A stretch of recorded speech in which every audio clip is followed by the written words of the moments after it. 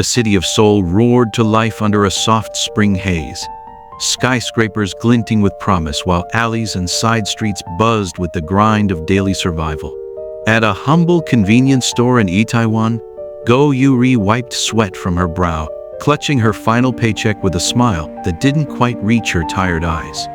25, determined, and constantly chasing rent, Yuri was a survivor of dreams deferred and instant noodles eaten at midnight. She rushed out, late for her second job delivering lunchboxes to overworked office drones, her scooter barely staying upright under the weight of spicy pork and kimchi stew. Her helmet was too loose, her uniform stained from yesterday's spilled cola, but her spirit, though dented, remained unbroken. Across town in the sleek headquarters of Future Now Tech, Cha Min-ho stood like a statue carved from ice. The 30-year-old CEO, son of a corporate dynasty and self-made billionaire, eyed his reflection with meticulous disdain. His assistant fixed his tie, knowing better than to speak unless spoken to. Min-ho had built an empire from a single app that revolutionized time tracking and now ruled with precision and ruthlessness. He didn't do delays. He didn't do chaos. But fate, playful and chaotic, was about to have its say.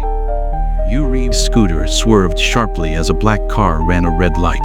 She slammed on the brakes, her delivery bag swinging wide, launching a container of kimchi through the air. Time slowed. The container spun like a comet before exploding spectacularly on the chest of an elegantly dressed man who had just stepped out of a waiting car. Chaos ensued. Yuri skidded to a stop, staring wide-eyed at the man she had just baptized in fermented chili and tofu.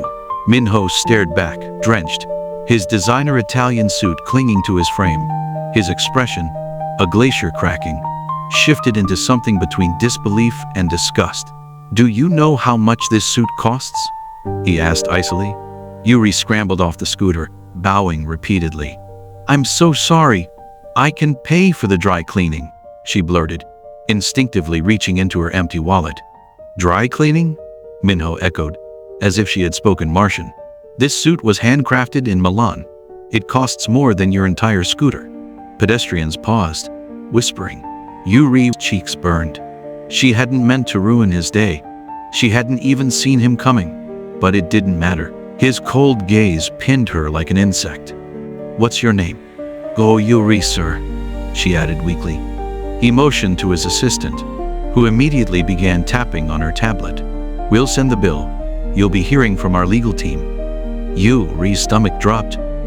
And just like that, the poor delivery girl and the billionaire CEO were tied together, not by fate or love at first sight, but by a soup-soaked suit and a digital invoice that threatened to destroy the fragile balance of her life.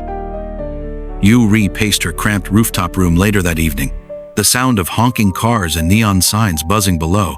The invoice had arrived like a thunderbolt, 1.8 million won for the suit alone. That didn't include the sanitization of his leather briefcase or the extra charge for emotional distress. She laughed bitterly. Emotional distress? Try surviving on congealed rice and expired milk. That was distress. Her phone vibrated. Unknown number. "Go Yuri, this is Cha Min-ho." She froze. His voice was just as cold over the phone. "I reviewed the CCTV footage. You were reckless." Yuri bristled. "That car ran a red light. You owe me a suit, and your bank account likely can't handle that. So I'm offering you a deal." Her mouth went dry. "What kind of deal?" "Become my temporary personal assistant. 2 weeks. You'll work off the debt." Silence. She blinked, wondering if it was a prank. "This is ridiculous," she muttered. "I don't even know how to be an assistant." "Good. Then you won't overthink it. Be at Future Now Tech tomorrow at 8 a.m. Don't be late." The line went dead.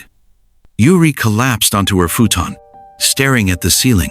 Pride warred with panic, but debt didn't wait. She had no choice.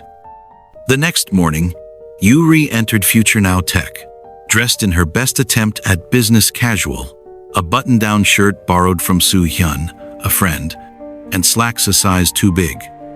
She walked like she was entering enemy territory, which wasn't far from the truth. Glass walls, touchscreens, and an army of sleek-looking employees buzzed around her. They stared. She felt every wrinkle in her clothes, every scuffed edge of her sneakers.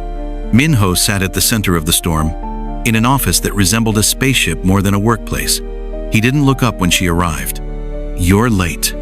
"It's 7:59, she said. "Late is a mindset." He handed her a tablet. "Your tasks are outlined here. Fail once and the deal is off." Yuri swallowed her pride and took it.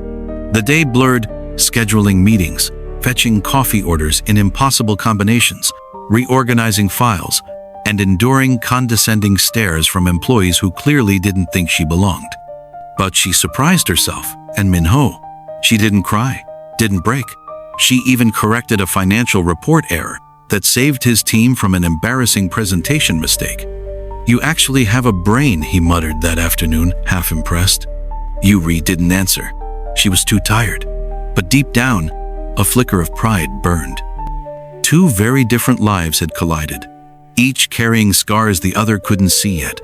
And though neither knew it, this accidental partnership, born of stew and spite, was about to evolve into something neither of them had planned for. The next morning, the sun rose with relentless punctuality, indifferent to Yuri's exhaustion.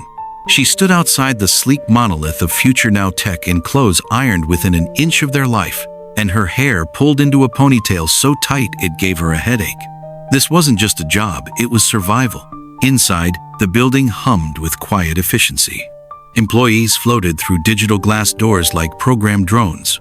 Yuri stepped in, clutching her tablet like a life raft. No one greeted her. They glanced, then dismissed her. Minho sat behind his obsidian desk, eyes locked on 3 monitors. He didn't look up as she entered. Coffee, 1 almond latte, no foam, 62 degrees Celsius. Yuri blinked. How am I supposed to measure? Use a thermometer, or your instincts. Her day had begun. What followed was a circus of errors. First, she brought the wrong coffee. Then she misspelled an executive's name in an email. Then she knocked over a water dispenser trying to refill Minho's crystal decanter. Each time, he gave her the same blank stare, as if she were an algorithm malfunctioning. But Yuri was nothing if not adaptable. By noon, she had learned the hierarchy of coffee orders, memorized 5 executive schedules, and found a rhythm in Minho's maddening silence. Outside, the staff started whispering. Who was this chaotic girl who stormed into their ordered world with mismatched socks and a stubborn jawline? She's temporary. Haijin, Cha Minho's secretary, whispered to a colleague. But she watched Yuri with mild amusement. And something else, hope. At 3 p.m., Minho stormed out of a board meeting, his jaw tight. Yuri, startled, followed instinctively. Cancel the 5 p.m. call with Singapore, he snapped. They undercut us. Do you want to send a follow-up? Or play hard to get? He paused. Yuri stood still, tablet in hand, waiting. Not retreating, not apologizing. That was new. Play hard to get, he said slowly. You're learning. The rest of the day passed in tense silence, but something had shifted. Minho watched her from the corner of his eye. Her clumsy defiance intrigued him. Unlike the polished professionals around him, she wasn't trying to impress. She was just trying to survive. Later that evening, Minho returned to his office and found Yuri asleep at her desk, mouth open slightly, the tablet still in her lap. He stood there, unsure why he didn't wake her immediately. Instead, he turned off the overhead lights, leaving only the soft glow of the monitor. For a moment, the ice prince allowed warmth to creep in. Then he left without a word. 3 days later, Future Now Tech was abuzz with news of the annual Future Vision Charity Gala, a prestigious event attended by Seoul's elite. It was a show of power, wealth, and influence. And Minho, of course, was its crowning jewel. Yuri had no intention of attending. She barely survived her first week. All employees are expected to attend in some capacity, Haijin informed her curtly, even assistants. Minho didn't mention the event once, but Yuri received a mysterious black envelope by noon. Inside was an invitation and a designer dress rental voucher. She stared at the calligraphy. It might as well have said, "Try not to embarrass us." That evening, Yuri emerged transformed. Her usual ponytail gave way to soft curls, and her second-hand shoes were replaced by rented heels. The dress, a midnight blue sheath, hugged her awkwardly, but there was no denying she looked stunning. The venue was a chandelier-drenched ballroom humming with superficial charm. Yuri moved like a deer on a chessboard, lost among queens and knights. Minho arrived fashionably late. In a crisp black tuxedo, he was magnetic.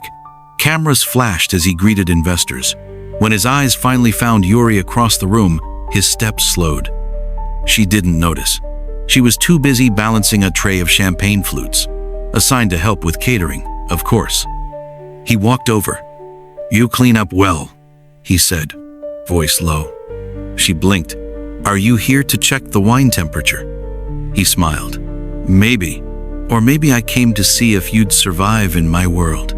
So far, I've survived yours." Something flickered between them. Unspoken, unadmitted, but undeniable.